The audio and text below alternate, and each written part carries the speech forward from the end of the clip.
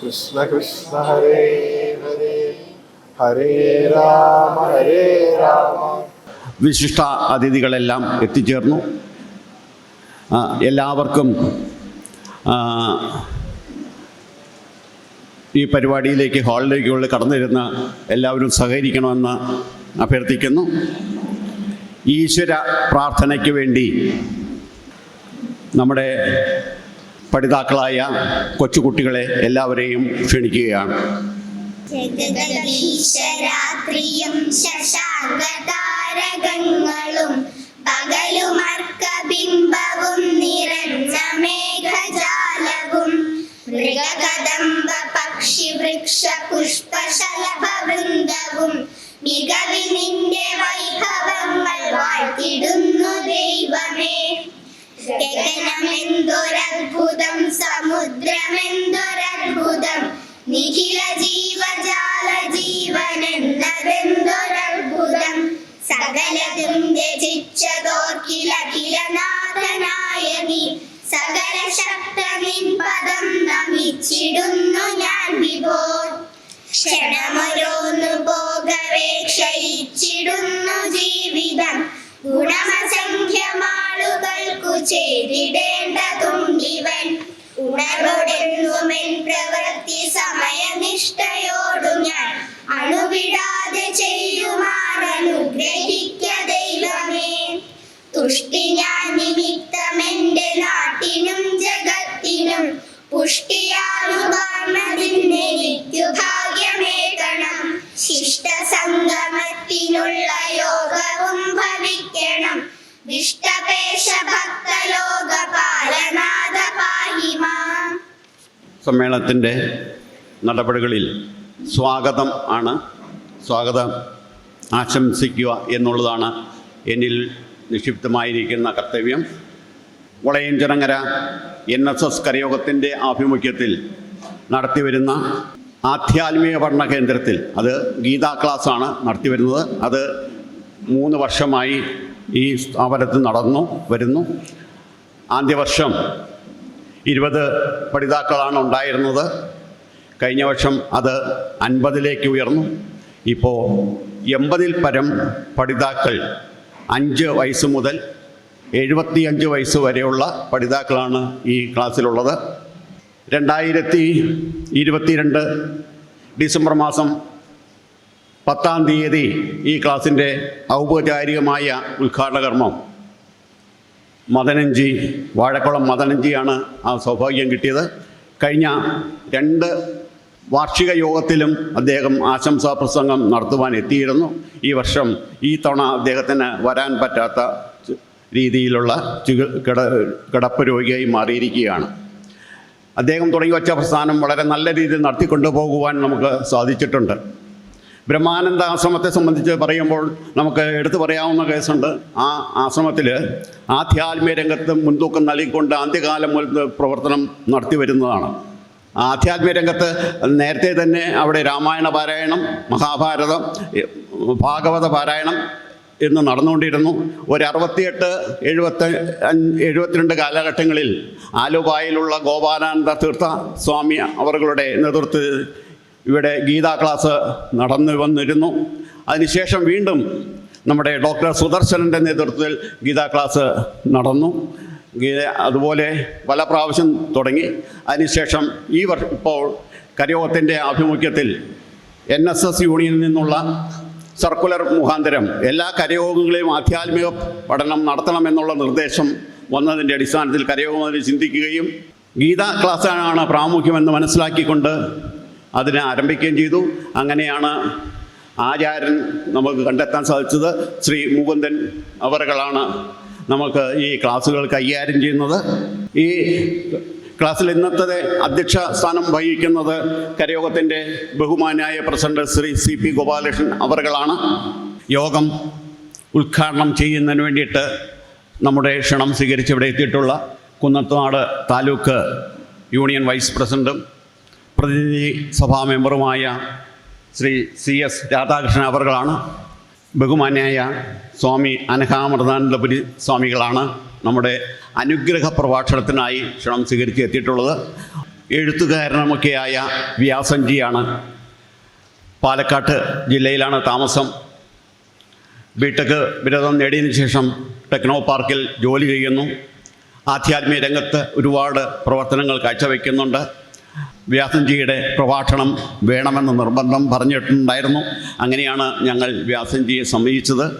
ഈ വ്യാസൻജിക്ക് ഇനിയും ഉത്തരോത്തരം നല്ല രീതിയിൽ പ്രവർത്തിക്കുവാൻ ജഗദീശനെ അനുവദിക്കട്ടെ, ഗുരുവായൂരപ്പൻ കടാക്ഷിക്കട്ടെ എന്ന് ആശംസിച്ചുകൊണ്ട് സ്വാഗതം ആശംസിക്കുന്നു. മുകുന്ദൻജിയാണ് ഈ ക്ലാസിൻ്റെ ആചാര്യസ്ഥാനം വഹിക്കുന്ന മുകുന്ദൻജിയാണ്. മുകുന്ദൻജിയെ നമുക്ക് ഏവർക്കും സുപരിചിതമാണ്. വളയഞ്ചിറങ്ങരയിൽ തന്നെ താമസിക്കുന്നു. UC കോളേജിൽ നിന്ന് MSc മാത്സിൽ ഫസ്റ്റ് ക്ലാസ് ഇരിക്കുന്ന സമയത്താണ് അദ്ദേഹത്തിന് കേന്ദ്ര ഗവൺമെൻറ്റിൻ്റെ ടെലികോം ഡിപ്പാർട്ട്മെൻറ്റിൽ ജോലി കിട്ടുന്നത്. ആ ജോലി കിട്ടുന്നതിന് അദ്ദേഹം പോവുകയും അദ്ദേഹത്തിൻ്റെ അംബീഷൻ എന്ന് പറഞ്ഞൊരു അധ്യാപകൻ ആകുക എന്നുള്ളതായിരുന്നു. പക്ഷെ അദ്ദേഹം ആഗ്രഹിച്ചതുപോലെ ഇപ്പോൾ ധാരാളം ശിഷ്യഗണങ്ങളുള്ള ഒരു സമ്പത്തുള്ള ഒരു വ്യക്തിയായി മാറി.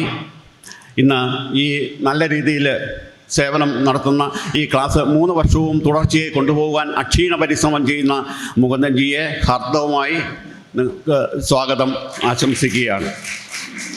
ഈ പരിപാടിയിൽ പങ്കെടുക്കുവാൻ എത്തിച്ചേർന്നിട്ടുള്ള കരയോഗം പ്രവർത്തകരുണ്ട്, ദേവസ്വം കമ്മിറ്റി അംഗങ്ങൾ, മറ്റ് വനിതാ സമാജം പ്രവർത്തകർ, അമ്മയുടെ പുല്ലുവഴിയിലെ ആശ്രമത്തിൽ നിന്ന് വന്നിട്ടുള്ള അമ്മയുടെ പൊന്നോമന മക്കൾ, മറ്റ്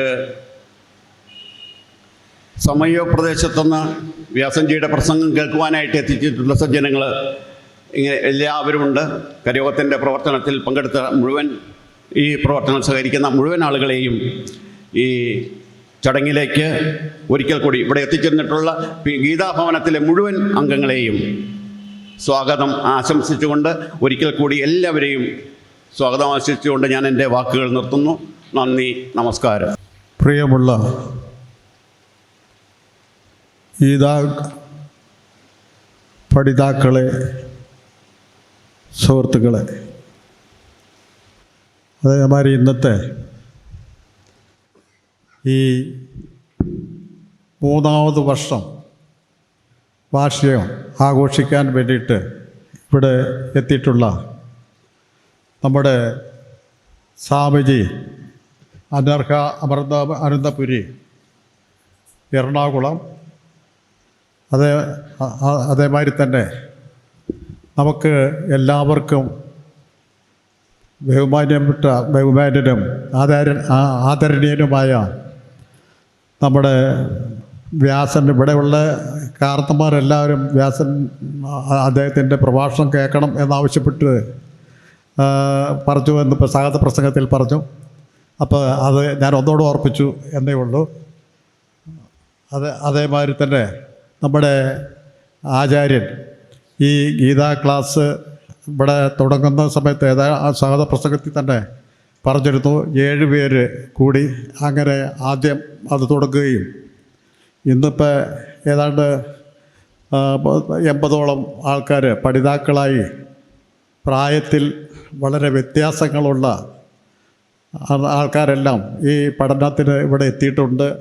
അപ്പോൾ ഇപ്പോൾ അത് വളരെ നല്ല ഗുണകരമായ രീതിയാണ് എന്ന് എല്ലാം പറയാനുള്ള ഒരു സാഹചര്യം ഉണ്ടായി. ഏതായാലും എല്ലാത്തിനും നമ്മുടെ 1191 നമ്പർ NSS കരയോഗത്തിൻ്റെ കീഴിൽ പ്രവർത്തിക്കുന്ന നമ്മൾ ഏവരും അതിനുവേണ്ടി അതിൽ പ്രത്യേകമായിട്ട് അഭിനന്ദിക്കണം. ഞാൻ എല്ലാവർക്കും ഇതിനോടൊപ്പം നമസ്കാരം പറഞ്ഞുകൊണ്ട് നമ്മുടെ പഴയ കാലത്തെ പറ്റിയെല്ലാം ഇപ്പോൾ 7 പേര് ആയിട്ട് തുടങ്ങിയതാണ്. തുടങ്ങിയത് ഇപ്പോൾ 80 പേരായി. പക്ഷേ അത് പോരാ, നമുക്ക് പ്രായത്തിൽ 50-60 എന്നൊക്കെ പറഞ്ഞപ്പോൾ നമുക്ക് പ്രായം അല്പം കൂടെ കുറയാൻ നമ്മുടെ കുട്ടികളെ എല്ലാം ആദ്യം കൊച്ചു കുട്ടികളെ കൊണ്ടുവന്നു കഴിഞ്ഞാൽ നമുക്ക് കുറച്ചുകൂടി ഇത് നല്ല രീതിയിൽ കൊച്ചുകുട്ടികളെ പറഞ്ഞ് ബോധ്യപ്പെടുത്തി കഴിഞ്ഞാൽ കുറച്ചുകൂടി അവരുടെ മനസ്സിൽ അത് കൂടുതൽ ഊന്നി നിൽക്കാനുള്ള സാഹചര്യമുണ്ടാകും. ആ സാഹചര്യങ്ങളെല്ലാം നമ്മൾ മുതലെടുത്ത് നമ്മുടെ ഓരോരുത്തരും നമ്മുടെ ഈ ഗീതാ ക്ലാസ് നമുക്ക് നല്ല രീതിയിൽ നടത്തിക്കൊണ്ടുപോകാനുള്ള നമ്മുടെ ഹിന്ദുക്കൾക്ക് വേണ്ടിയിട്ടുള്ളൊരു പ്രവർത്തനം നടത്തണം. അതിന് വേണ്ടിയിട്ട് എല്ലാവരും സഹകരിക്കണം എന്ന് പറയുകയും അതിന് വേണ്ട ഇപ്പം കരയോഗത്തിൻ്റെ ഭാഗത്തുനിന്ന് നമ്മുടെ കരയോഗത്തിൻ്റെ ഭാരവാഹികളും അതേമാതിരി അംഗങ്ങളും എല്ലാം തന്നെ ഈ ഒരു ആശയത്തോട് വളരെ യോജിച്ച് അവരുടേതായ നല്ല രീതിയിലുള്ള പ്രവർത്തനങ്ങളും ഇതിനു വേണ്ടിയിട്ട് അവർ സമർപ്പിക്കുന്നുണ്ട്. അപ്പോൾ അതെല്ലാം നമ്മൾ മുതലെടുത്ത് ഇപ്പോൾ നമുക്ക് അടുത്തുള്ള കരയോഗങ്ങളിൽ നിന്ന് തന്നെ ഇപ്പോൾ ഇവിടെ ക്ലാസ്സിൽ ആൾക്കാർ വരുന്നുണ്ട്. അതിന് നിങ്ങളേവരുടെയും ഈ സഹകരണം കരയോഗങ്ങൾ തമ്മിലുള്ള ബന്ധങ്ങളും സ്ഥാപിക്കാൻ നമുക്ക് കൂടുതൽ സാഹചര്യം ഉണ്ടാകും.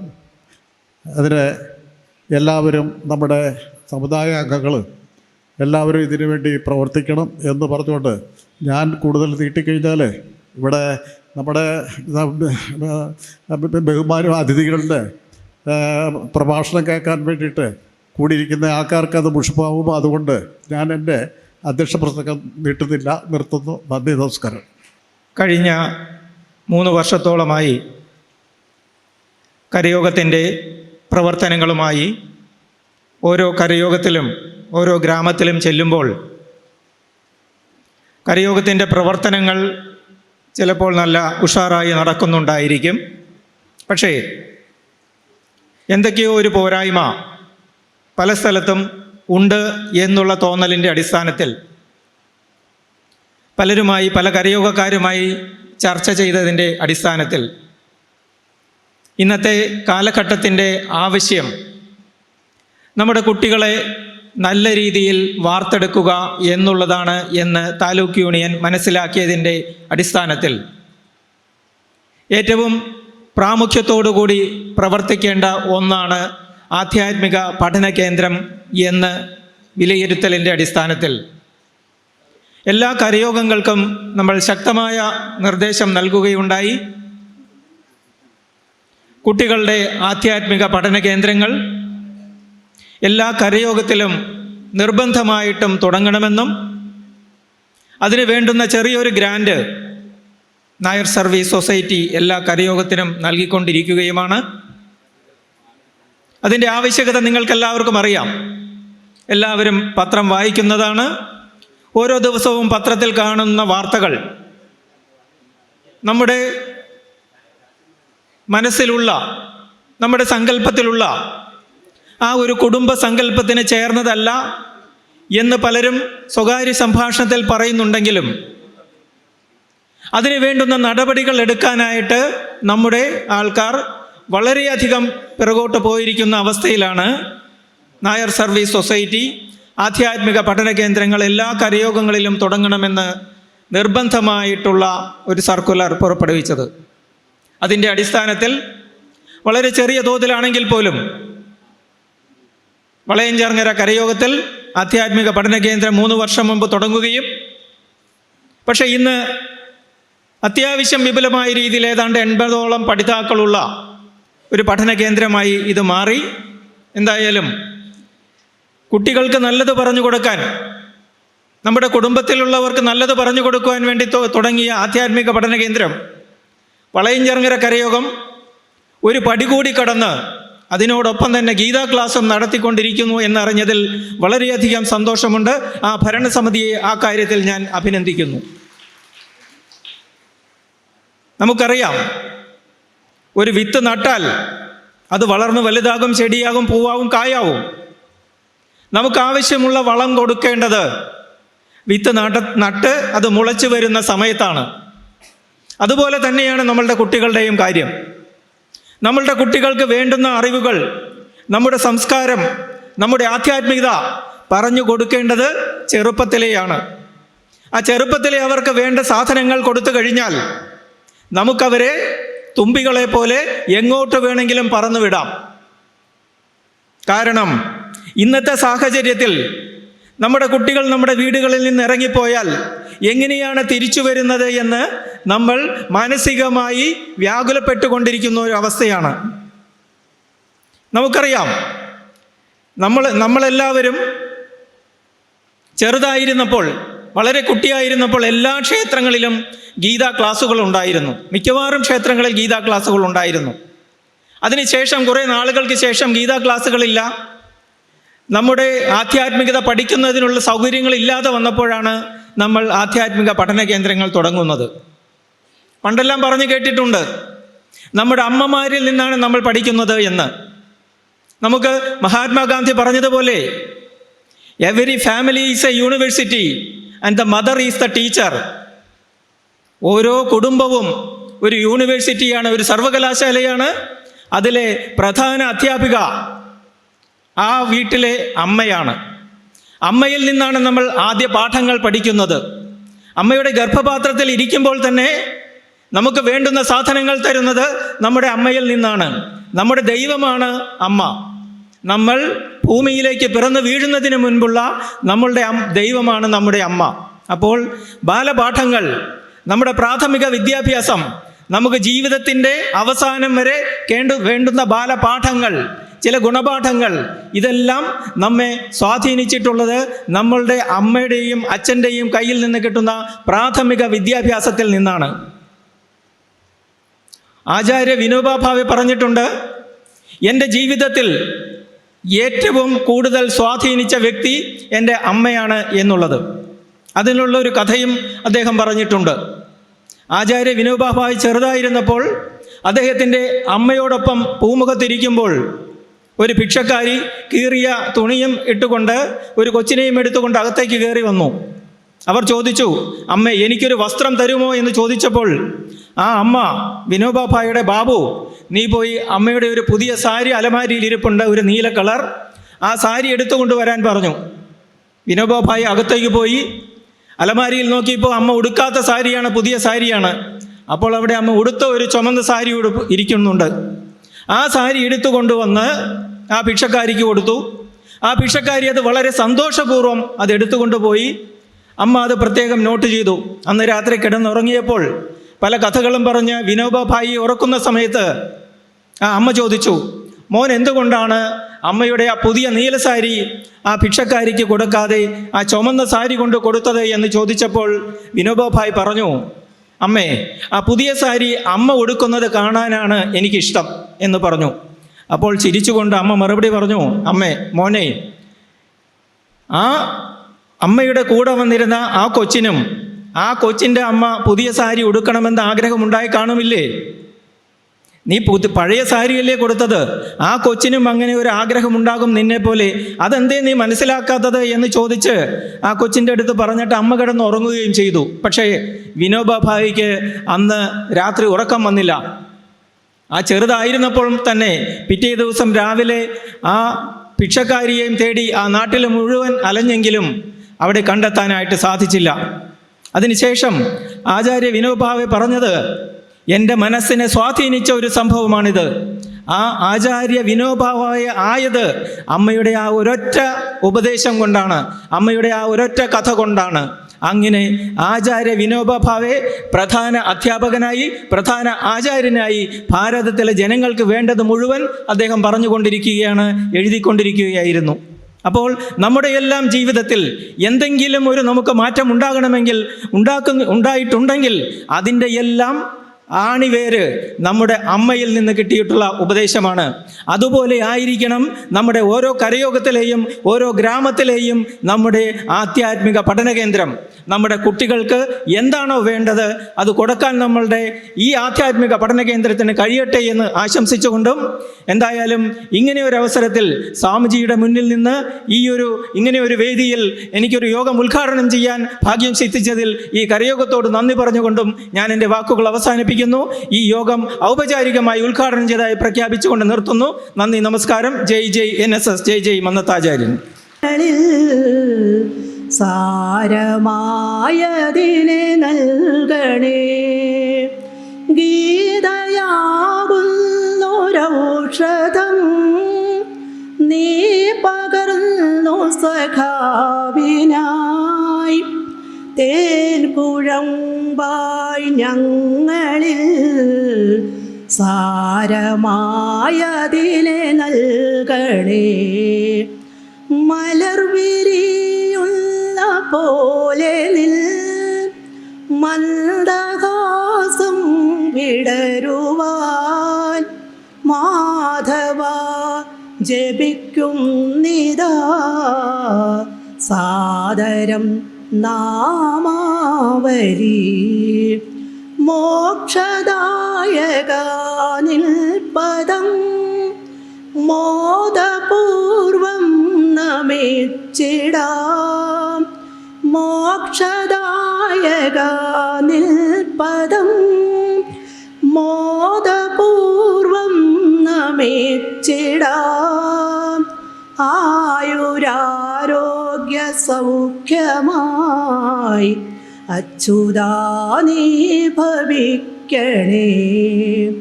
ആയുരാരോഗ്യ സൗഖ്യമായി അച്യുതാ നീ ഭവിക്കണേ. സരസ്വത്यै നമഃ. ഓം ശ്രീ പാർത്ഥസാരഥയേ നമഃ. ഓം ശ്രീ പരമാത്മനേ നമഃ. അഥ ശ്രീമദ്ഭഗവദ്ഗീതാധ്യാനം. ഓം പാർത്ഥായ പ്രതിബോധിതാം ഭഗവതാ നാരായണേന സ്വയം വ്യാസേന ഗ്രഥിതാം പുരാണമുനിനാ മധ്യേ മഹാഭാരതം. അദ്വൈതാമൃതവർഷിണീം ഭഗവതീം അഷ്ടാദശാധ്യായിനീം അംബ ത്വാമനുസന്ധദാമി ഭഗവദ്ഗീതേ ഭവദ്വേഷിണീം. നമോസ്തു വ്യാസവിശാലബുദ്ധേ ഭുല്ലാരവിന്ദായ തപത്രനേത്ര. യേന ത്വയാ ഭാരതതൈലപൂർണഃ പ്രജ്വാലിതോ ജ്ഞാനമയഃ പ്രദീപഃ. പ്രപന്നപാരിജാതായ സ്തോത്രവേത്രൈകപാണയേ ജ്ഞാനമുദ്രായ കൃഷ്ണായ ഗീതാമൃതദുഹേ നമഃ. മൂകം കരോതി വാചാലം പങ്കും ലംഘയതേ ഗിരിം യത്കൃപാതമഹം വന്ദേ പരമാനന്ദമാധവം. യം ബ്രഹ്മാ വരുണേന്ദ്രരുദ്രമരുതഃ സ്തുന്വന്തി ദിവ്യൈസ്തവൈഃ വേദൈः സാംഗപദക്രമോപനിഷദൈः ഗായന്തി യം സാമഗാഃ. ധ്യാനാവസ്ഥിതതത്യദേന മനസാ പശ്യന്തി യം യോഗിനഃ യസ്യാന്തം ന വിദുഃസുരാസുരഗണാഃ. ദേവായ തസ്മൈ നമഃ. ദേവായ തസ്മൈ നമഃ. ഓം ശ്രീ പരമാത്മനേ നമഃ. അഥ ശ്രീമദ്ഭഗവദ്ഗീതാ. ധൃതരാഷ്ട്ര ഉവാച. ധർമ്മക്ഷേത്രേ കുരുക്ഷേത്രേ സമവേദായുയുത്സവഃ. മാമകാഃ പാണ്ഡവാശ്ചൈവ കിമകുർവത സഞ്ജയ. സഞ്ജയ ഉവാച. അഥ വ്യവസ്ഥിതാൻ ദൃഷ്ട്വാ ധാർതരാഷ്ട്രാൻ കപിധ്വജഃ. പ്രവൃത്തെ ശസ്ത്രസംവാദേ ധനുരുദ്യമ്യ പാണ്ഡവഃ. ഋഷികേശം തദാ വാക്യം ഇദമാഹ മഹീപതേ. അർജുന ഉവാച. സേനയോരുഭയോർമധ്യേ രഥം സ്ഥാപയമേച്യുത. യാവദേതന്നിരീക്ഷേഹം യോധുകാമാനവസ്ഥിതാൻ. കൈർമയാ സഹ യോധവ്യം अस्मिन् रणसमुद्यमे योत्स्यमानानवेक्षेऽहं ये तेऽत्र समागताः धार्तराष्ट्रस्य दुर्बुद्धेः युद्धे प्रियचिकीर्षवः।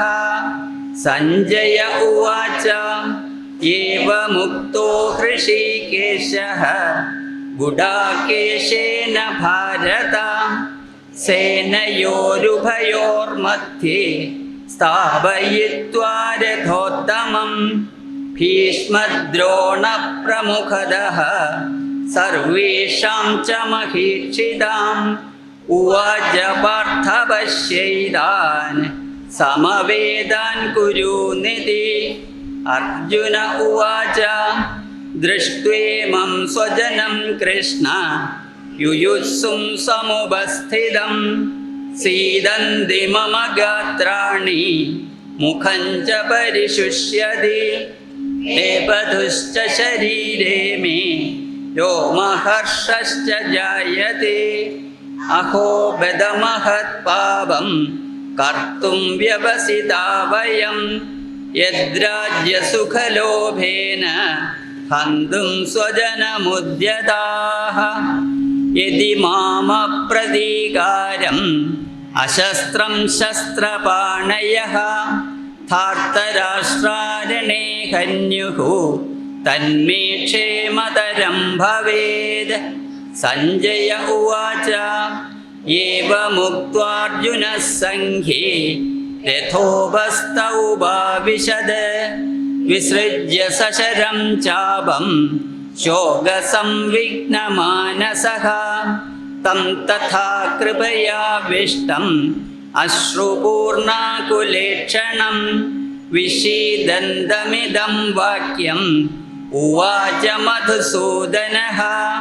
श्रीभगवानुवाच क्लैब्यं मास्मगमः पार्थ नैदत्त्वय्युपपद्यते क्षुद्रं हृदय दौर्बल्यं त्यक्तोत्तिष्ठ परन्तप। अर्जुन उवाच कार्पण्यदोषोपहतः स्वभावः पृच्छामि त्वां धर्मसम्मूढचेताः यत्श्रेयस्यान्निश्चितं ब्रूहि तन्मे शिष्यस्तेऽहं शाधि मां त्वां प्रपन्नम्। श्रीभगवानुवाच अशोच्यानन्वशोचस्त्वं प्रज्ञावादांश भाषसे गतासूनगतासूंश्च नानुशोचन्ति पण्डिताः न त्वेवाहं जादुनासं न त्वं नेमे जनाधिपाः न चैव न भविष्यामः सर्वे वयमधः परं नासतो विद्यते भावः नाभावो विद्यते सतः उभयोरपि दृष्टोऽन्तः त्वनयोस्तत्त्वदर्शिभिः अविनाशिदु तद्विद्धि येन सर्वमिदं तदं विनाशमव्ययस्यास्य न कश्चित् कर्तुमर्हति अन्धबन्ध इमे देहाः नित्यस्योक्ता शरीरिणः अनाशिनो प्रमेयस्य तस्माद्युध्यस्व भारत।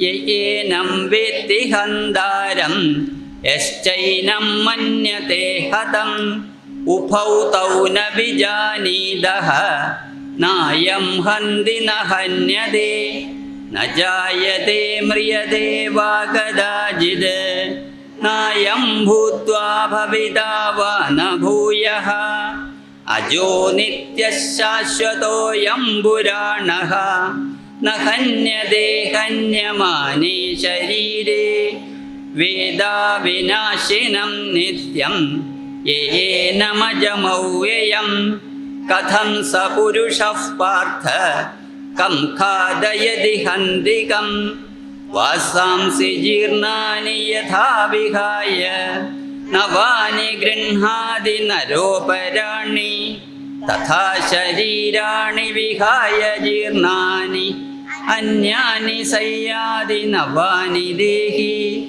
देहि नित्यमवध्योऽयं देहे सर्वस्य भारत तस्मात् सर्वाणि भूतानि न त्वं शोचितुमर्हसि कर्मण्येवाधिकारस्ते मा फलेषु कदाचन मा कर्मफलहेतुर्भूः मा ते सङ्गोऽस्त्वकर्मणि विहाय कामान्य सर्वान् पुमांश्चरति निःस्पृहः निर्ममो निरहङ्कारः स शान्तिमधिगच्छति एषा ब्राह्मी स्थितिः पार्थ नैनां प्राप्य विमुह्यति स्थित्वा स्यामन्तकालेऽपि ब्रह्मनिर्वाणमृच्छति अर्जुन उवाच ध्यायसि चेत् कर्मणस्ते मदा बुद्धिर्जनार्दन तत्किं कर्मणि घोरे मां नियोजयसि केशव श्रीभगवानुवाच लोकेऽस्मिन् द्विविधा निष्ठा पुरा प्रोक्ता मया नघ ज्ञानयोगेन साङ्ख्यानां कर्मयोगेन योगिनां यस्तिन्द्रियाणि मनसा नियम्यारभतेऽर्जुन कर्मेन्द्रियैः कर्मयोगम् असक्तः स विशिष्यते नियतं कुरु कर्म त्वं कर्मज्यायो ह्यकर्मणः शरीरयात्रा विजते न प्रसिद्ध्येद कर्मणः यद्यदाचरति श्रेष्ठः तत्तदेवेतरो जनः स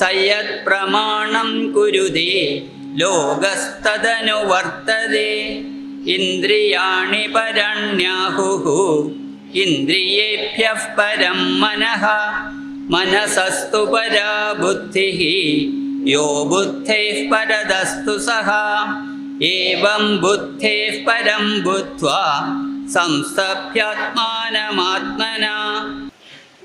ഭഗവത്ഗീത ക്ലാസ് എടുക്കുന്നതിൻ്റെ 3-ാമത്തെ വർഷമാണ് എന്ന് പറഞ്ഞു. ഉടനെ എൻ്റെ അടുത്ത ചോദ്യം ഉണ്ട്, എത്ര പേര് വരാറുണ്ടെന്ന് ഞാൻ ചോദിച്ചു. അപ്പോൾ പറഞ്ഞു 50-ലധികം, ഏകദേശം 50-നും 80-നും ഇടയിലുള്ള ആളുകൾ പങ്കെടുക്കുന്നു എന്ന് പറഞ്ഞു. അവിശ്വസനീയമായിട്ടാണ് എനിക്കത് തോന്നിയത്. ഉള്ള കാര്യമാണ് പറയുന്നത്. അത് കേട്ടപ്പോൾ എൻ്റെ സന്തോഷം ഇരട്ടിച്ചു. കാരണം ഇത്രയും പേര് ഈ ഒരു കാലഘട്ടത്തിൽ ഇവിടെ ഭഗവത്ഗീതയെക്കുറിച്ച് അറിയാൻ വേണ്ടിയിട്ട് ആഴ്ചയിലൊരു ദിവസം കൂടുന്നു എന്ന് പറഞ്ഞാൽ ആദ്യമേ തന്നെ നിങ്ങളെ ഞാൻ നമിക്കുകയാണ്.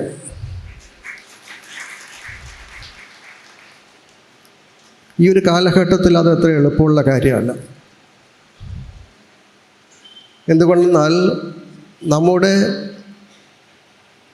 സനാതനധർമ്മത്തിൻ്റെ ശാസ്ത്രങ്ങളെക്കുറിച്ചൊന്നും ഒരു തരത്തിലുള്ള അറിവുമില്ലാത്ത ഒരു തലമുറ വളർന്നു വരുന്നൊരു കാലമാണ്. കുറേ കാലം മുമ്പ് മറ്റോ ചാനൽ ചർച്ചയിലാണെന്ന് തോന്നുന്നു, ഈ ഒരാൾ ചോദിച്ചു അത്രേ, ഈ ഹിന്ദുക്കളുടെ ഏത് ഗ്രന്ഥമാണ് ഹിന്ദുക്കൾക്കുള്ളത് എന്ന്. ആരാണെന്ന് എനിക്കറിയില്ല. പക്ഷെ അതിന് മറുപടി പറഞ്ഞ ഒരാളുണ്ടായിരുന്നു. അദ്ദേഹത്തിൻ്റെ പേര് എനിക്ക് ഓർമ്മയുണ്ട്, അലി അക്ബർ. അലി അക്ബർ എന്ന് പറയുന്ന ആൾ മറുപടി പറഞ്ഞു, ഒന്നല്ല ഒരു ലൈബ്രറി തന്നെ ഉണ്ട് ഹിന്ദുക്കൾക്ക് എന്ന് പറഞ്ഞു. ശരിയാണ്.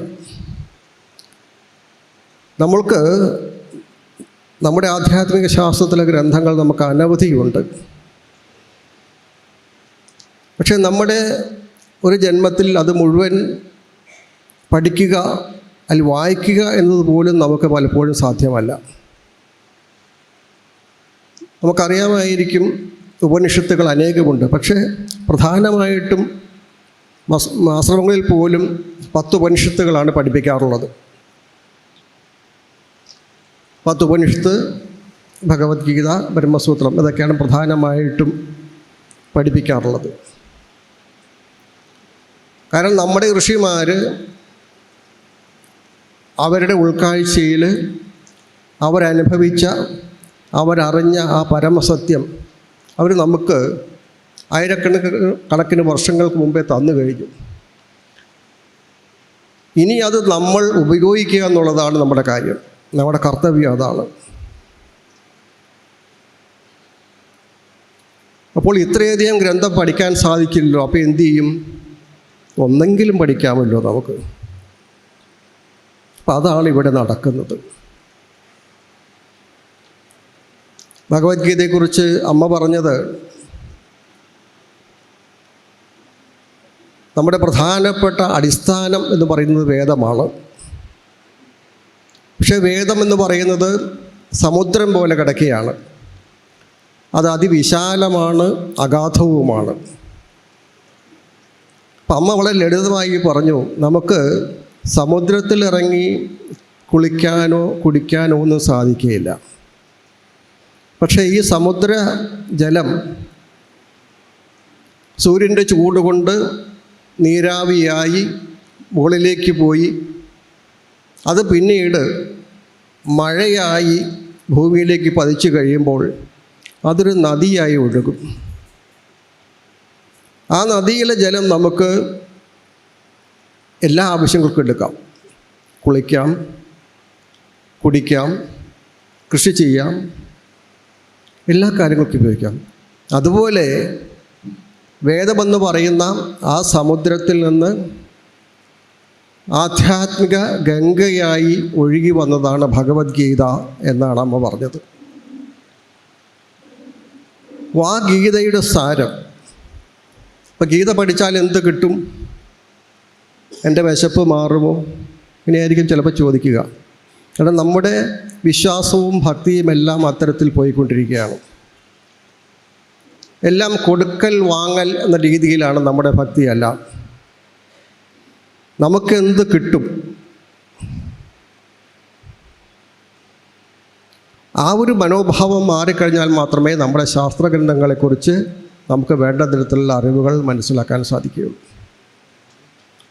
എൻ്റെ പഴയകാലത്ത് ആശ്രമത്തിലൊക്കെ ചേരുന്നതിന് മുമ്പ് എൻ്റെ ഒരു അടുത്ത സുഹൃത്തുണ്ടായിരുന്നു. ഞങ്ങൾ വളരെ അടുപ്പത്തിലായിരുന്നു. അപ്പോൾ അവൻ്റെ അച്ഛന് സുഖമില്ലാതെയായി, ഷുഗർ കൂടി, വളരെ കൂടി. ഇന്നത്തെ അത്രയും സൗകര്യങ്ങളില്ല അന്ന്, എങ്കിലും അത് വളരെയധികം കൂടി. കാല് കുറച്ച് മുറിച്ച് കളയേണ്ടി വന്നു. അത് കഴിഞ്ഞപ്പോൾ എൻ്റെ കൂട്ടുകാരൻ പറഞ്ഞു, ഇനി ഞാൻ അമ്പലത്തിൽ പോവില്ല എന്ന് പറഞ്ഞു. അതുവരെയും ഞങ്ങൾ ഒരുമിച്ചാണ് കറങ്ങാൻ പോകുന്നതും അമ്പലങ്ങളിൽ പോകുന്നതും സിനിമയ്ക്ക് പോകുന്നതും ഒക്കെ ഞങ്ങൾ ഒരുമിച്ചായിരുന്നു. അപ്പോൾ അവൻ പറഞ്ഞത്, ഇനി ഞാൻ അമ്പലത്തിൽ പോയില്ല. എൻ്റെ അച്ഛൻ ഒരു തെറ്റും ചെയ്തിട്ടില്ല. എൻ്റെ അച്ഛൻ പരിശുദ്ധനാണ്. ശരിയാണ്, എനിക്കും അദ്ദേഹത്തെ അറിയാം. നല്ലൊരു സാത്വികനായിട്ടുള്ള മനുഷ്യനാണ്. അപ്പോൾ അദ്ദേഹത്തിന് ഇത് വന്നതുകൊണ്ട് ഇനി ഞാൻ അമ്പലങ്ങളിൽ പോകില്ല, ഈശ്വരനെ ആരാധിക്കില്ല എന്ന് പറഞ്ഞു. എനിക്ക് അന്ന് സത്യം പറഞ്ഞാൽ ഈ വക വിഷയത്തെക്കുറിച്ചൊന്നും ഒരു അറിവുമില്ലാത്തൊരു കാലമാണ്. എങ്കിലും എൻ്റെ ഉള്ള അറിവ് വെച്ചിട്ട് ഞാൻ അവനോട് പറഞ്ഞു, നീ ഈശ്വരനെ കുറ്റം പറഞ്ഞേ എന്തിനാ?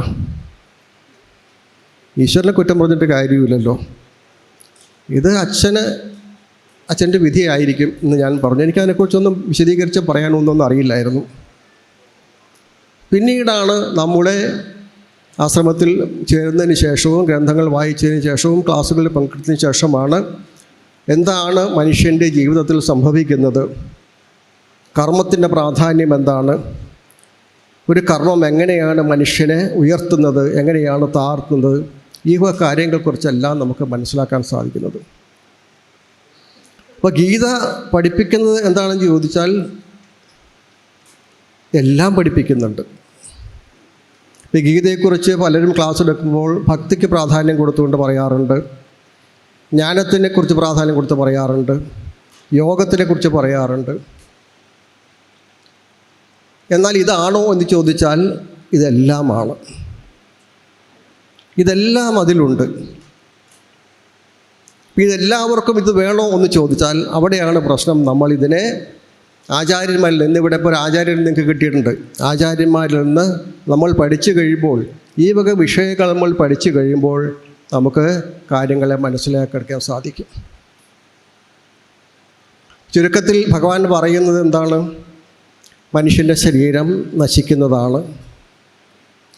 നശിക്കാത്തത് ഒന്നേ ഉള്ളൂ, അത് ആത്മാവാണ്. നീ നിൻ്റെ സ്വധർമ്മം, നിനക്ക് വിധിച്ചിട്ടുള്ള സ്വധർമ്മം എന്താണ് അത് ചെയ്യുക. സുഖവും ദുഃഖവും എല്ലാം ജീവിതത്തിലുണ്ടാകും. ഈ സുഖദുഃഖങ്ങളെയെല്ലാം നീ സമചിത്തയോടുകൂടി കണ്ടുകൊണ്ട് മുന്നോട്ട് പോകുക. ഈ വക കാര്യങ്ങൾ ആണ് നമുക്ക് ചുരുക്കത്തിൽ ഭഗവാൻ പറഞ്ഞു തരുന്നത്. നീ പറയുന്നതൊക്കെ വലിയ പാണ്ഡിത്യമാണ്, ശരിയാണ്. പക്ഷെ നീ പെരുമാറുന്നത് എങ്ങനെയാണ്? ഒരു ഭീരുവിനെ പോലെ പെരുമാറുകയും ചെയ്യുന്നു. അർജുനനിൽ ഭഗവാൻ കണ്ട ദോഷം കാർപ്പണ്യ ദോഷം എന്ന് പറയുന്നത് കൃപണതയാണ്.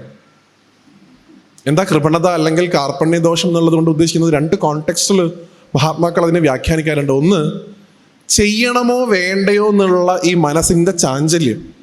വേണോ വേണ്ടയോ?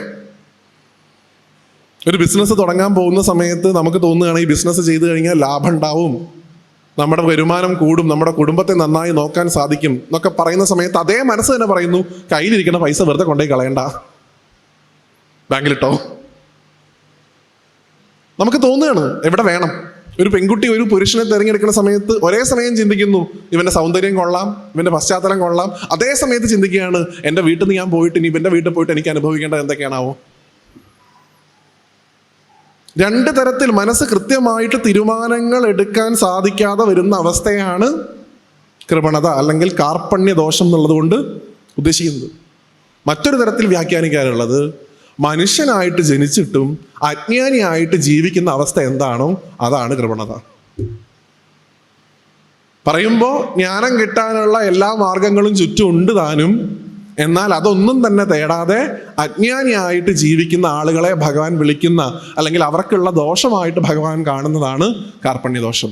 ഒരു തരത്തിൽ പറഞ്ഞാൽ ഇന്ന് നമ്മുടെ സമൂഹത്തിൽ എല്ലാവരും 90% പേരും ഏത് ദോഷം ഉൾക്കൊള്ളുന്നവരാണ്? ഈ പറഞ്ഞ കാർപ്പണ്യദോഷം. അതിപ്പോൾ നിങ്ങൾ നേരത്തെ പറഞ്ഞ പോലെ വേണോ വേണ്ടയോ എന്നുള്ള ചിന്തയാണെന്നുണ്ടെങ്കിലും ഈ ധർമ്മത്തിൽ വന്ന് ജനിച്ചിട്ടും ഈ ധർമ്മത്തെക്കുറിച്ച് വേണ്ട രീതിയിൽ പഠിക്കാതെ മുന്നോട്ട് പോവുകയാണെങ്കിലും നമ്മുടെ ഉള്ളിൽ കാർപ്പണ്യദോഷമുണ്ട് എന്ന് മനസ്സിലാക്കുക. അതിന് പരിഹാരമായിട്ട് തന്നിട്ടുള്ള അമൃതമാണ് ഗീത. വേണോ വേണ്ടയോ എന്നുള്ള ചിന്തയ്ക്ക് ബദലായി, അജ്ഞാനത്തിന് ബദലായി വെളിച്ചത്തിലേക്ക് മനുഷ്യനെ സഞ്ചരിപ്പിക്കുന്നതാണ് ഭഗവത്ഗീതയുടെ ഏറ്റവും വലിയ സവിശേഷത. അല്ലെങ്കിൽ നിങ്ങളത് ആലോചിച്ച് നോക്കൂ, ഇതിൻ്റെ ഒരു കോണ്ടെക്സ്റ്റ്, ഇന്നത്തെ ഒരു കുട്ടിയുടെ ഒരു മെൻറ്റാലിറ്റിയിൽ നിങ്ങൾ ചിന്തിച്ചു നോക്കൂ. യുദ്ധം എന്ന് പറയുന്നത് ഇപ്പോൾ ധർമ്മക്ഷേത്രമാകുന്ന കുരുക്ഷേത്രത്തിൽ നടക്കുന്ന ഈ പാണ്ഡവ കൗരവ യുദ്ധത്തിന് മുഹൂർത്തമുണ്ട്. യുദ്ധം വെറുതെ ഇങ്ങനെ രണ്ടുപേരും ചേർന്ന് അമ്പോ അങ്ങനല്ല, അതിന് കൃത്യമായിട്ടൊരു മുഹൂർത്തമൊക്കെ കുറിച്ചുണ്ട്. നിങ്ങൾക്ക് തന്നെ അറിയാലോ, അവിടെ ഈ ഭഗവാൻ പാഞ്ചജന്യം എന്ന് പറയുന്ന ശംഖ് മുഴക്കി, അല്ലേ, ധനഞ്ജയൻ അദ്ദേഹത്തിൻ്റെ കയ്യിലുള്ള ശംഖ് മുഴക്കി എന്ന് പറഞ്ഞ ശ്ലോകമുണ്ട്. ആ ശ്ലോകത്തിൽ കൃത്യമായിട്ട് ഓരോരുത്തരും അവരുടെ കയ്യിലുള്ള ശംഖ് മുഴക്കുന്നത് ആ മുഹൂർത്ത സമയത്താണ്, യുദ്ധം തുടങ്ങാൻ പോവാന്നുള്ള ആ ഒരു വിളംബരാണ്. ആ സമയത്താണ് അർജുനൻ പോയി പറയുന്നത്, രണ്ട് സൈന്യങ്ങളുടെ ഇടയിൽ കൊണ്ടേ വണ്ടി നിർത്ത് കൃഷ്ണ. പിന്നെ ഇവർ രണ്ടുപേരും നിന്ന് 700 ശ്ലോകം വ്യാഖ്യാനിക്കുക. ഞങ്ങൾ ആലോചിക്കുക. അപ്പോൾ ബാക്കിയുള്ളവരൊക്കെ എന്താ ചെയ്യുക? അപ്പുറത്തും ഇപ്പുറത്തും ആൾക്കാർ നിൽക്കണില്ലേ? ഇവരുടെ വർത്തമാനം പറഞ്ഞു കഴിഞ്ഞിട്ട് വേണം നമുക്ക് അമ്പ് ചെയ്യാൻ എന്നുള്ള രീതിയിൽ അവർ നിൽക്കണം. അങ്ങനെയാണോ? എങ്ങനെയാണ് ഭഗവാന്റെ കയ്യിലുള്ള ഈ അമൂല്യമായിട്ടുള്ള അറിവ് അർജുനിലേക്ക് ഒഴുകുന്നത്? 700 ശ്ലോകം ഗീതയിലുണ്ട്. പക്ഷെ അത് ഭഗവാൻ അർജുനിലേക്ക് കൺവേ ചെയ്യാൻ എടുത്തിട്ടുള്ള സമയം എത്രയാണെന്ന് നമുക്ക് പോലും അറിയാം. ചിലപ്പോൾ ഒരു നിമിഷാർദ്ധം കൊണ്ടാവും ചിലപ്പോൾ ഭഗവാൻ ഇത്രയും അറിവ് അർജുനിലേക്ക് കൊടുത്തിട്ടുണ്ടാവുക. ആ ചോദ്യങ്ങൾ ഓരോന്നും ക്ഷമയോടുകൂടി കേട്ട് ഓരോന്നിനും എങ്ങനെയാണോ ഉത്തരം കൊടുക്കേണ്ടത് അതുപോലെ ഭഗവാൻ ഉത്തരം കൊടുക്കുകയും ചെയ്തിട്ടുണ്ട്. അതിൽ തന്നെ ഒരു കൺഫ്യൂഷൻ കൂടെ മാറ്റി. ഇവിടെ കുട്ടികളൊക്കെ ഉള്ളതുകൊണ്ട് നിങ്ങൾ ദീർഘനാളായിട്ട് ഗീത അറിയാവുന്ന ആളുകളായിട്ട് പ്രത്യേകിച്ച് പറയേണ്ട ആവശ്യമില്ല. ഈ ഗീതയുടെ ക്ലൈമാക്സിലല്ല ഭഗവാൻ വിശ്വരൂപം കാണിച്ചു കൊടുത്തത്. പലരുടെയും ധാരണ വിശ്വരൂപം കണ്ടതോടുകൂടി ഭഗവാൻ ഈ വിശ്വരൂപം കാണിച്ചതോടുകൂടി അർജുനന്റെ എല്ലാ കൺഫ്യൂഷനും തീർന്നു. അല്ലല്ലോ, പിന്നെയും 8 അധ്യായം ബാക്കി കിടക്കുന്നുണ്ട്. ഭഗവാൻ പറഞ്ഞു കൊടുത്തു, ഒരു പ്രാക്ടിക്കൽ ഡെമോൺസ്ട്രേഷൻ കൊടുത്തു, വീണ്ടും അതിൻ്റെ കണ്ടിന്യൂറ്റി കൊടുത്തു. അങ്ങനെയാണ് കൃത്യമായിട്ട് ആ നോളജ് ട്രാൻസ്ഫർ പറഞ്ഞു കൊടുക്കുന്നത്. അല്ലാതെ മുഴുവൻ പറഞ്ഞു കൊടുത്തിട്ട് ഞാനാണ് സർവ്വചരാചരങ്ങളിലുമുള്ളത് നിങ്ങളുടെ കാണിച്ചു കൊടുത്ത പറഞ്ഞു മനസ്സിലായതല്ല. ഓരോന്നും എവിടെ പ്ലേസ് ചെയ്യണമെന്ന് കൃത്യമായിട്ട് ഭഗവാൻ അറിയാമായിരുന്നു, എങ്ങനെ പറഞ്ഞു കൊടുക്കണം. അതുകൊണ്ടാണ് ഭഗവാന്റെ ഈ ഭാവം അത്രയധികം ആളുകൾ വേണ്ട രീതിയിൽ ഉൾക്കൊണ്ടിട്ടില്ല എന്ന് എനിക്ക് തോന്നിയിട്ടുണ്ട്. ഏത് ഭാവം? പാർത്ഥസാരഥി ഭാവമല്ല, ഈ ഗുരുഭാവം.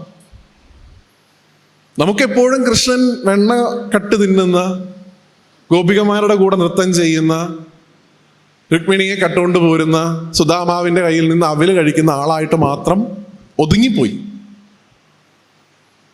ഭഗവാൻ യോഗീശ്വരനാണ് എന്നുള്ള കാര്യം നമ്മൾ എവിടെയോ മാറ്റിവെച്ചു പോയി.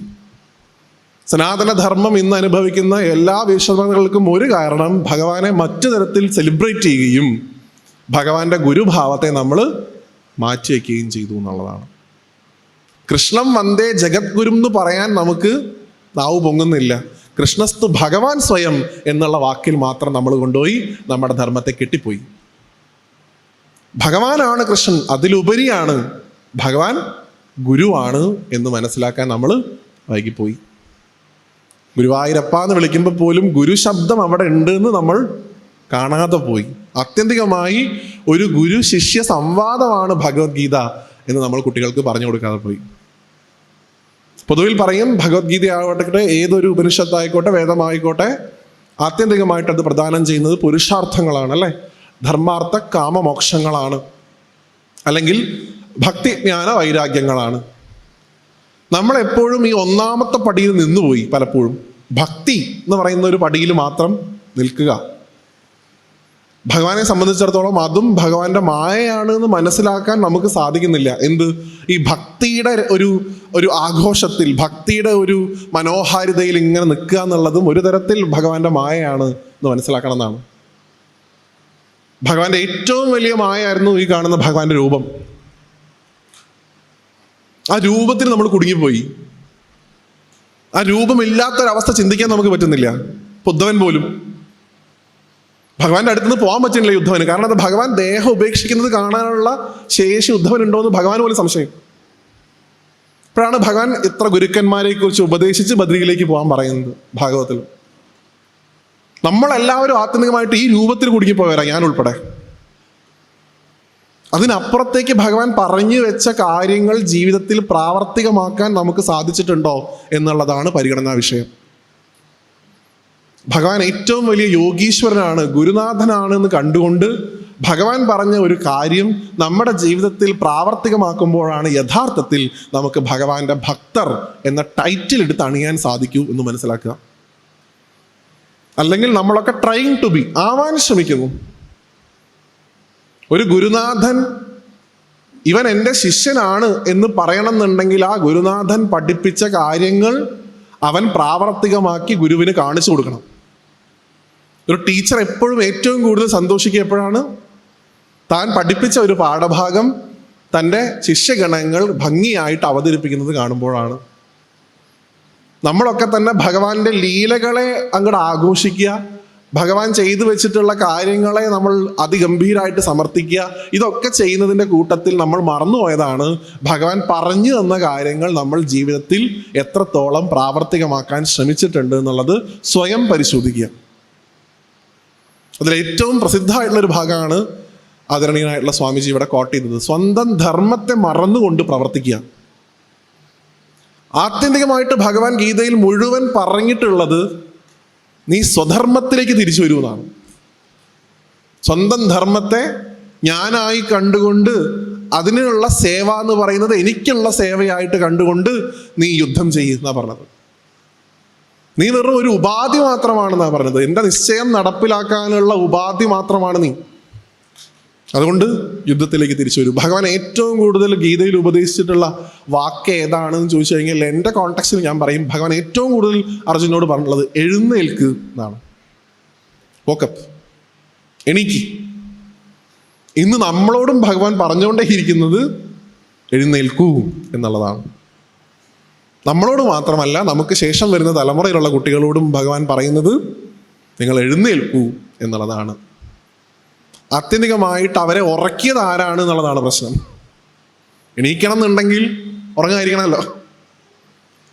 2025 പാലക്കാട്, ഞാനിത് പലയിടത്തും പറഞ്ഞിട്ടുണ്ട്, കേട്ട ആൾക്കാർ ക്ഷമിക്കുക. 2025 പാലക്കാടുള്ള റെക്കോർഡ് ചെയ്യപ്പെടുന്നുണ്ട്, സ്ഥലം ഞാൻ പറയുന്നില്ല, ഒരു സ്ഥലം, അവിടെ മഹാനവമി ദിവസം ഒരു ആധ്യാത്മിക പ്രഭാഷണം ഉണ്ടായിരുന്നു. അപ്പം ആധ്യാത്മിക പ്രഭാഷണത്തിന് മുമ്പായി അവിടെ വിദ്യാഗോപാല മന്ത്രാർച്ചന നടക്കുന്നുണ്ട്. നോട്ടീസിലുണ്ടായിരുന്നു. അപ്പം അതിനവിടെ ചിന്മയ മിഷനിലൊരു സ്വാമി വന്നിട്ടുണ്ടായിരുന്നു, അദ്ദേഹത്തിൻ്റെ പേരും ഒക്കെ ഞാൻ കണ്ടിരുന്നു. അപ്പോൾ പ്രഭാഷണത്തിന് മുമ്പാണ് വിദ്യാഗോപാല മന്ത്രാർച്ചന. ഞാൻ അവിടെ ചെന്ന സമയത്ത് വേദിയിൽ കാണുന്നത് സ്വാമി ഇരിക്കുന്നുണ്ട്, മന്ത്രങ്ങൾ ചൊല്ലിക്കൊടുക്കുന്നുണ്ട്, താഴെ വിദ്യാഗോപാല മന്ത്രാർച്ചന ചെയ്യുന്ന ആൾക്കാർ ഇരിക്കുന്നുണ്ട്, തൊട്ട് ബാക്കിലേക്ക് ചെയർ ഇട്ടിട്ടുണ്ട്, വിളക്ക് വെച്ചിട്ടുള്ള പൂജയാണ്. ഞാൻ നോക്കിയപ്പോൾ അവിടെ കണ്ടത് ഒരു 50 അമ്മമാരും ഒരു 12 മുത്തശ്ശിമാരും ഒരു 5-6 ചേട്ടന്മാരും ഇരുന്ന് അച്യുതായ നമ, അനന്തായ നമ, കേശവായ നമ. ഒരു തെറ്റുമില്ല കേട്ടോ, എല്ലാവർക്കും വിദ്യാഗോപാല മന്ത്രാർച്ചന ചെയ്യാം. ആത്യന്തികമായിട്ട് നമ്മളൊക്കെ വിദ്യാഗോപാല മന്ത്രാർച്ചന ചെയ്യേണ്ട സാഹചര്യത്തിലൂടെയാണ് എത്ര പ്രായമായാലും കടന്നു പോകുന്നത്, തെറ്റൊന്നുമില്ല. പക്ഷെ പൊതുവിൽ വിദ്യാഗോപാല മന്ത്രാർച്ചനയ്ക്കുള്ള വ്യാഖ്യാനം, ഇത് ചെയ്താൽ എന്ത് കിട്ടും? പഠിക്കാനുള്ള കഴിവ് കിട്ടും, പഠനത്തിൽ മുന്നേറാൻ സാധിക്കുന്നതാണ് വിദ്യാഗോപാല മന്ത്രാർച്ചനയുടെ വ്യാഖ്യാനം പറയുക. അവിടെ ഉള്ള മുത്തശ്ശിമാർ ഏത് PhDക്കാണ് പഠിക്കണത് എന്ന് എനിക്ക് പോലും തോന്നിപ്പോയി. മരുന്നിന് ഒരു കുട്ടി ഉണ്ടെങ്കിൽ ഞാനിത് പറയില്ലായിരുന്നു. മരുന്നിന് ഒന്ന് മതി. നമ്മളിപ്പോൾ എല്ലാത്തിനും എന്താ പറയുക, സാമ്പിൾ എടുക്കുകയല്ലേ ചെയ്യുക, ഒന്നുണ്ട് മതി എന്നാണ്. നമസ്കാരം. നമ്മുടെ കരയോഗത്തിൻ്റെ കീഴിലുള്ള വിമല ശ്രീ മഹാദേവ ക്ഷേത്രവുമായിട്ട് അനുബന്ധിച്ച് 2 പഠന ക്ലാസ്സാണ് നടക്കുന്നത്. കരയോഗത്തിൻ്റെ കീഴിൽ ഒരു ആധ്യാത്മിക പഠന കേന്ദ്രമുണ്ട്.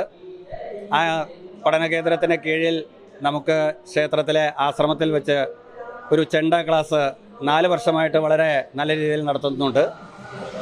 ഈ വർഷം കുട്ടികൾക്ക് ജില്ലാതലത്തിൽ ചെന്ന് 1ാം സ്ഥാനത്തോടുകൂടി സംസ്ഥാന മത്സരത്തിലേക്ക് അർഹത കിട്ടിയിട്ടുള്ള കാര്യവും സന്തോഷത്തോടെ അറിയിക്കുകയാണ്. അതോടൊപ്പം തന്നെ നമ്മുടെ 2ാമത്തെ പഠന ക്ലാസ് ഗീതാ പഠന ക്ലാസ്സാണ്. അതും വളരെ ഭംഗിയായിട്ട് 3 വർഷത്തോളമായിട്ട് ഇപ്പോൾ നടക്കുകയാണ്. നമ്മളിവിടെ ഈ ക്ഷേത്രത്തിൻ്റെ കീഴിൽ ആശ്രമത്തിൽ വെച്ച് വളരെ ചുരുങ്ങിയ പഠിതാക്കളെ കൊണ്ട് തുടങ്ങിയ ഈ ഗീതാ പഠന ക്ലാസ് ഇപ്പോൾ വളരെ നല്ലൊരു ക്ലാസ്സായിട്ട് പുരോഗമിച്ച് ഏകദേശം 75-80ഓളം പഠിതാക്കളുമായിട്ട് നമ്മുടെ ഗീതാചാര്യൻ മുകുന്ദൻജിയുടെ നേതൃത്വത്തിൽ വളരെ ഭംഗിയായിട്ട് ഈ ക്ലാസ്സുകൾ കൈകാര്യം ചെയ്തുകൊണ്ടിരിക്കുകയാണ്.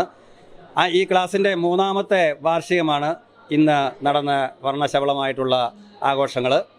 അതോടൊപ്പം തന്നെ നമ്മുടെ ഈ കരയോഗത്തിൻ്റെ കീഴിൽ നമുക്ക് 4 സ്ഥാപനങ്ങളാണുള്ളത്. വിമലശ്രീ മഹാദേവ ക്ഷേത്രം, മന്നം വിദ്യാഭവൻ, അതുപോലെ തന്നെ NSS ITC, Valayanchirangara higher secondary school. ഈ 4 സ്ഥാപനങ്ങളും വളരെ ഭംഗിയായിട്ട് നമ്മുടെ കരയോഗത്തിൻ്റെ കീഴിൽ ഭരണസമിതിയുടെ വളരെ സപ്പോർട്ടോടുകൂടി വളരെ ഭംഗിയായിട്ടാണ് ഈ എല്ലാ സ്ഥാപനങ്ങളും കൊണ്ടു നടക്കുന്നത്. അതോടൊപ്പം തന്നെ നമ്മുടെ വിമലശ്രീ മഹാദേവ ക്ഷേത്രം നാൾക്കുനാൾ നമ്മുടെ എല്ലാവരുടെയും ഭക്തരുടെയും നാട്ടുകാരുടെയും ഒപ്പം നമ്മുടെ കരയോഗത്തിൻ്റെ ഭരണസമിതിയുടെയും എല്ലാ സപ്പോർട്ടോടും കൂടി വളരെ ഭംഗിയായിട്ട് കൊണ്ടു നടക്കുവാൻ സാധിക്കുന്നുണ്ട്. എല്ലാ ക്ലാസ്സുകളും, ഗീതാപഠന ക്ലാസ്സും ചെണ്ട ക്ലാസ്സും നമ്മുടെ ക്ഷേത്രവും എല്ലാ സ്ഥാപനങ്ങളും വളരെ ഭംഗിയായിട്ട് ഇനിയും പുരോഗതിയിലേക്ക് നയിക്കുവാൻ സാധിക്കട്ടെ. അതിന് മഹാദേവനോട് പ്രാർത്ഥിച്ചുകൊണ്ട് നിർത്തുന്നു. പ്രഭാഷണത്തിനോ അങ്ങനെയുള്ള പ്രാപ്തിയൊന്നും എനിക്കില്ല, എങ്കിലും 1-2 കാര്യങ്ങൾ പറഞ്ഞ് ഞാൻ നിർത്തിയേക്കാം. പറയാനുള്ളത്, ഞാൻ ഇവിടെ വന്നതൊരു 5 മിനിറ്റ് ഒരു ആശംസ അർപ്പിച്ചിട്ട് ഇന്ന് വീടുകൾ കയറി നന്ദി പറയാൻ വേണ്ടി വന്ന ഒരാളാണ് ഞാൻ. അപ്പോൾ വന്ന് ഇവിടെ ഇരുന്ന് ഇപ്പോൾ എനിക്ക് തോന്നുന്നു 2 മണിക്കൂറായി. പോകാനിരുന്ന് എന്നെ ഇവിടെ പിടിച്ചു നിർത്തിയത് ഇദ്ദേഹത്തിൻ്റെ ഒരു നല്ലൊരു പ്രഭാഷണമാണ്. ഇവിടെ ഇരിക്കുമ്പോൾ അതത്ര വ്യക്തമായി നമുക്ക് കേൾക്കാൻ സാധിക്കില്ലെങ്കിൽ കൂടിയും വളരെ എന്താ പറയുക, പോകാതെ പിടിച്ചിരുത്തിയ ഒരു സാഹചര്യം ഇവിടെ ഉണ്ടായി. അതിന് പ്രത്യേകം ഒരു നന്ദി രേഖപ്പെടുത്തുന്നു.